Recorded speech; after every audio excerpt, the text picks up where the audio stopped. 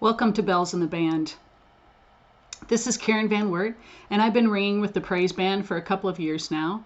It started when we got a new director of music, and he asked if I wanted to be in the Praise Band, and I said, I can sing, but I'd rather ring. And he said, tell me more, and I described to him what a belltree was, and he said, okay, let's do this. We've been doing it now for a couple of years, and it's been fantastic. And he recently told me that he thought I was crazy when I asked to ring in the band, but he was willing to take a chance, and he was glad he did because the congregation has loved having bells in the band. So I want to start with this paraphrased Psalm 33.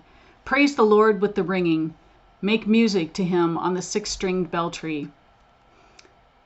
This psalm originally read 10-string lyre, but I think that a lyre, the belltree is really the lyre of today. So going contemporary, it's very appropriate for belltrees to be part of praising the Lord in worship and in contemporary music. The belltree is a great solution for contemporary music because it looks modern. It doesn't fit that stereotype, that concept that so many directors of music have of 11 ringers and a plethora of tables playing hymns. It takes up less space, and it's only one ringer, so it's a lot easier to adjust and experiment as you're learning to play this music. Many people have suggested that writing pieces for contemporary music is very similar to writing hymn accompaniments, but in reality it's not. The hymns typically have a verse or two or 7 or 8, and they may or may not have a refrain, but there's really not much else to hymn music, just a verse and a refrain. So I think it's important to first realize what the praise music anatomy is. As with any music, this is really your first step is score study and understanding how the piece is structured. The introduction or intro is typically instrumental. It's often 2 to 8 measures. There's oftentimes a pattern to that 2 to 8 measures, and this is a great place for belltrees. The second one is a verse. A verse is, I will refer to it as melody A. The text changes, but the melody stays the same. So you may have 3 or 4 verses in a contemporary piece, and that verse is that same melody over and over again. So we can treat those verses the same if we want to.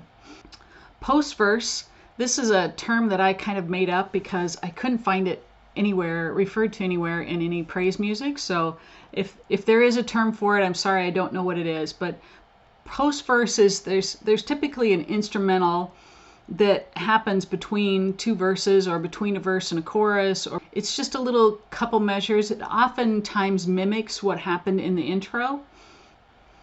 The pre-chorus is, I'm going to refer to it as melody B. Typically the text changes and there's a different melody for this. The chorus or refrain is melody C. It has the same text each time. So the difference between a pre-chorus and chorus is pre-chorus the text changes if that melody is repeated. On the chorus the melody stays the same and the text stays the same each time. A bridge is often a variation of the chorus and may include a key change.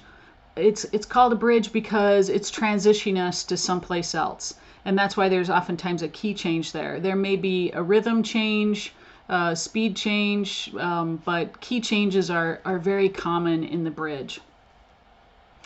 And then there's another piece called a tag or the ending. This is typically an instrumental and oftentimes repeats what happened in the introduction. So as we introduce the piece with 4 to 8 measures, we're going to close out the piece with 2 to 8 measures.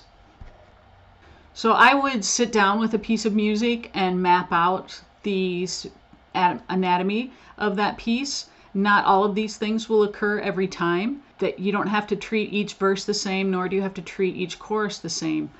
It's really important though to understand that structure, and oftentimes contemporary music has the structure written in, so it's really easy to see where those pieces are.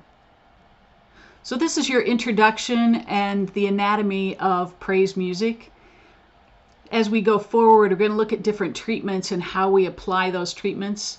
And you'll also find a section on how do I get into the band.